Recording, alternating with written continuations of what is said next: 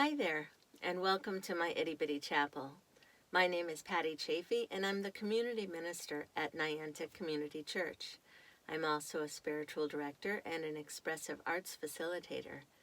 The Itty Bitty Chapel is a few moments offered midweek to relax, refresh, and reflect on a spiritual word or phrase. It's usually filmed in or near a sacred space within my home called the Itty Bitty Chapel, and the candles are lit to remind us of the presence of Spirit within and around us. Our word for reflection this week is chapel. This week marks the 15th video I've shared with you, initially with great resistance, and against all odds, here I am. Thanks to all of you who come to spend time with me for this spiritual few moments together.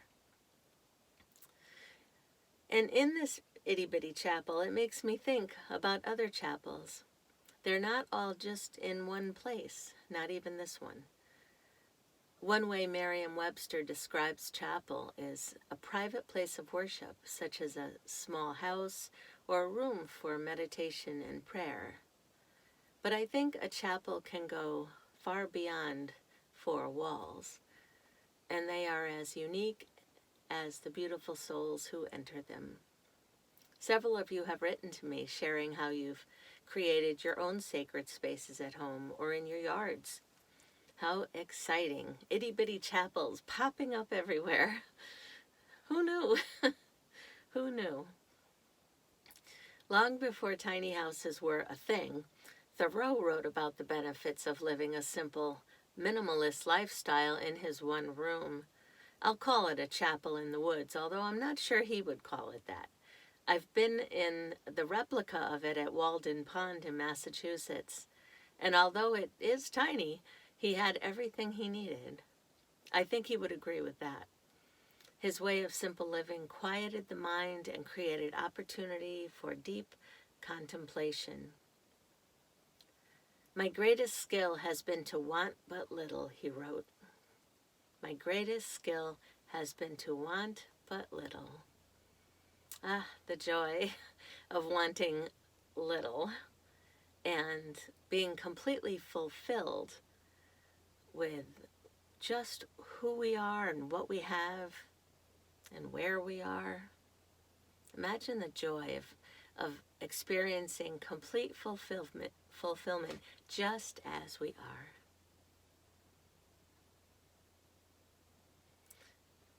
Without the discipline of Thoreau, Jim and I were getting a bit of cabin fever recently. So with a certain degree of reluctance, a risk assessment considered, social distancing on our minds, and masks in our hands, we headed to Cape Cod for a long weekend. I was determined to pack simply, with t-shirts, shorts, bathing suits, so I could go swim in the pool. Done. And my journal and camera. Who knows when a poem might occur, right? Or a captivating sunrise.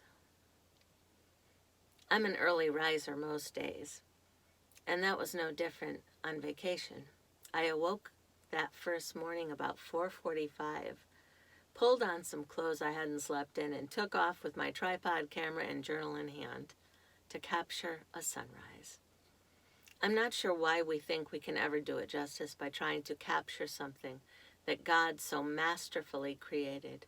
But we like to try, don't we? I arrived at a small park on Bass River with an historic windmill and a set of stairs that go down to a tiny beach. Tiny beach, naturally. I had anticipated I would be alone. I mean, how many people could possibly be up and out at 5 a.m., I thought. I quickly set up my tripod to record God's handiwork. It was spectacular. I noticed a man standing on a retaining wall to the right of me with his camera, and another guy on the beach with his. A bunny rabbit was munching away on clover at the base of the windmill, seemingly undeterred by us humans. Doesn't anyone sleep around here? I didn't mind that I didn't have the place to myself until they started talking as they snapped photos. So I was recording and they were talking. I had speculated about the two and if they knew each other. I imagined the older man was living in or staying at the neighboring house because he was sort of on their lawn to get the best shot. I wondered what brought the other guy out, like, what was their story? I'm always curious about what their stories are. Their conversation continued the entire time. And I just wanted to say, you're going to miss this. Shh. But I didn't. I worked with what I had. I just wanted silence, though. I just wanted silence. I wanted to be immersed in this beyond amazing experience. I tried to block them out. I listened to the gentle waves lapping at the shore after a couple boats went by, headed out to sea. And I watched the sun rise, ever so slowly. The whole scene was so beautiful. I don't know why I needed the silence, I just did. Just the way they needed to talk, I guess.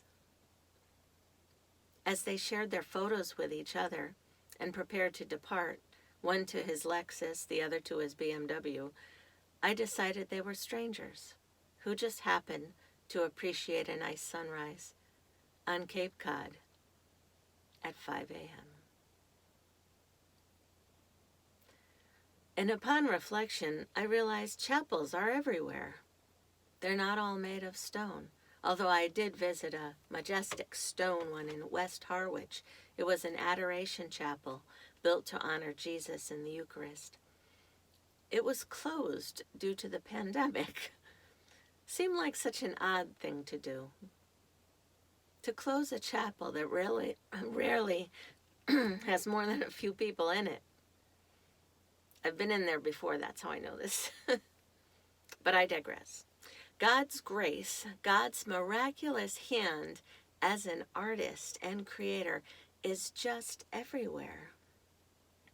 As a sacred space that brings our thoughts and hearts to God's presence, I think that is a chapel. That defines a chapel. A space that prompts us to say a prayer. That is a chapel. I have a dear friend who really appreciates the woods as holy ground. And for myself and many who live along the shoreline, it's the ocean that really has that feeling for us. Where's your sacred space? What's it like?